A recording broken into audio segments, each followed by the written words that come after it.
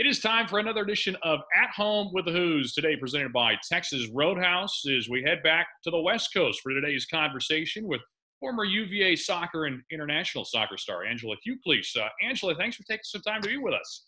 Thank you so much for having me. All right, I said we're going to the West Coast. Where exactly? I see Planet Earth is behind you right now. That's not your natural view from your house, but where exactly are we talking to you from today?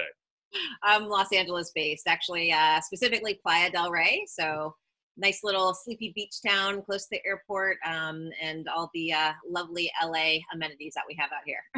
Well, hopefully we'll all be able to enjoy the outside like we want soon enough. But hey, so Virginia fans are going to primarily remember you for your career on the UVA soccer pitch. But for those who might not have had a chance to follow your career from there, you had a 10-year professional career in soccer, an amazing run with the U.S. women's national team. You've been involved in so many things since your soccer career ended. I don't even know where to start. Can you give us an update on your professional positions and interests of late? Yeah, sure. That's one of the things whenever anyone asks my parents, oh, what does your daughter do? I mean, they're like, Angela, how do you want us to respond to this question? But definitely serial entrepreneur is, I would have to say, my middle name. But currently, I'm in real estate. I have a real estate business out here. My wife and I have that team together, and we service the LA area, primarily the beach cities, and get to work with some pretty cool clients, and also working on some projects as well that are more specifically sports based and sports related, while also doing some commentating. So was able to get back on grounds, back East Coast a lot, covering the ACC network this past fall. Let's start with the sports side of things. As you look back, how was it playing for the U.S. national team, competing at those Olympics and World Cups? In a lot of respects, I mean, that group has really turned into America's team for women's sports. Yeah, I mean, definitely an incredible experience. I feel very blessed to have been on just some phenomenal teams, not just on the field, but just in terms of personalities and camaraderie, team culture.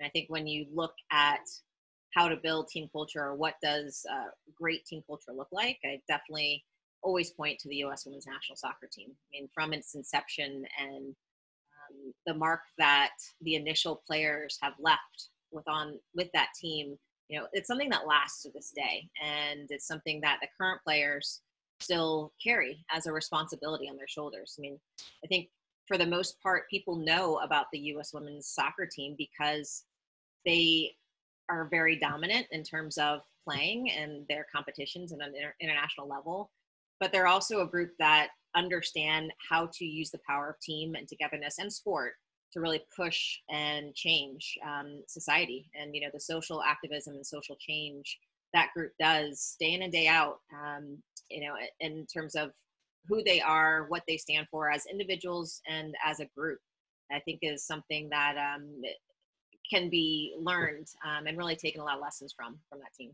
To that end, in 2009, the U.S. Soccer Foundation named you its Humanitarian of the Year. What was behind that, and what did that award mean to you? I'm not really sure.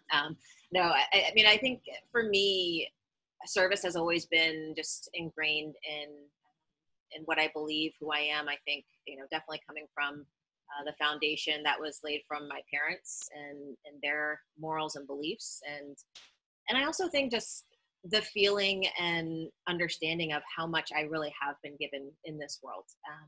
You know, I'm a female, African-American of Cuban descent, part of the LGBT family.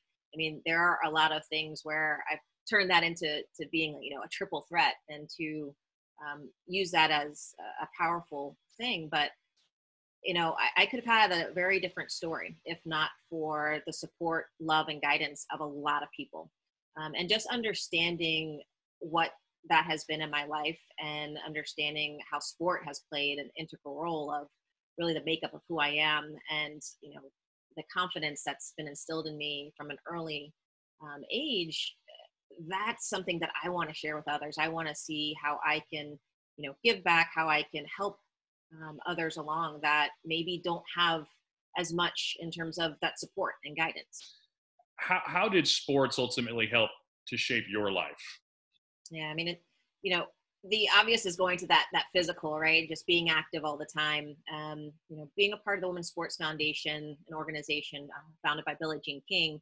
They've done a lot of research in terms of how sports directly impacts young people.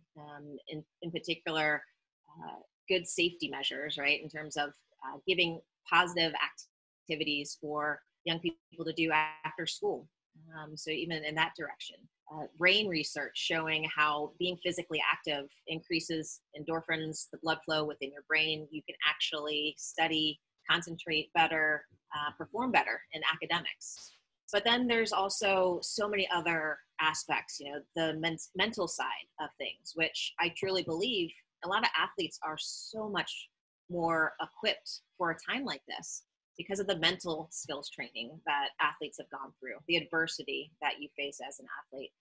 But then also just the understanding and the ability to have safe spaces to practice, to mess up, to fail, and learn how to turn that into something powerful, meaningful, and to really use that for personal development and growth. What were your thoughts when Carla Williams was named athletics director at UVA, and how much have you been able to interact with her since that time?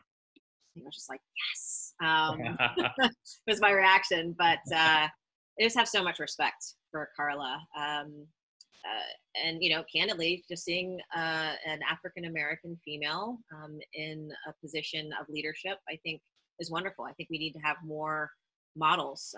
There's so much learning, and I think so much more that we can do when we have different voices in the rooms, when we have people with different backgrounds. It's not all about race and gender, but diversity of thought, I think, is hugely important, and something that I think, boards, strive to achieve as well. Tell us about your involvement with the university's Board of Visitors. How did you get involved there? What has it been like, especially, serving at a time when college and universities around the country are having to deal with some pretty weighty stuff and the impact of COVID-19?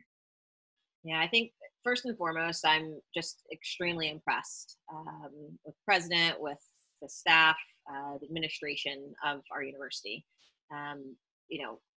This is no easy task to figure out, something that is constantly changing and evolving, and how to make decisions that will be best for a community. And so just recently named to the board last year. So I basically have served one full year now of my term. And, just like joining any other board, there's definitely some learning, initially getting to understand the dynamics, what everything's about. The UVA health system, is obviously its own entity. But I think the biggest impact that I've had so far is just feeling an inordinate amount of pride for the university, and the care, the thought that goes into every single decision that's made, and just the feeling of and knowingness that people are being taken care of at the university. How fun has it been being in the broadcast booth and occasionally getting a chance to call some UVA soccer matches in your role as a broadcaster?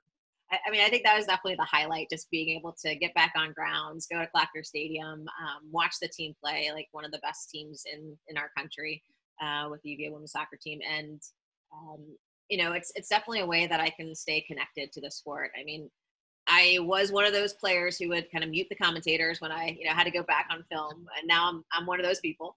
But it's fascinating. I mean, as you know, like, there's just a whole nother side to sports, and to see the intricacies and what it actually takes to produce what we see on the television, or online, whatever the case may be, is it was like eye-opening, going from player role to commentator role. So it's been really fun. I feel grateful that I've had the opportunities and the mentorship in my life to have these abilities to call, especially now ACC games too.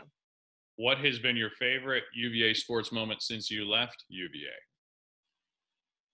I'm going to stay close to home and say when the UVA men's and women's soccer team were ranked number one at the same time for the first time in the history.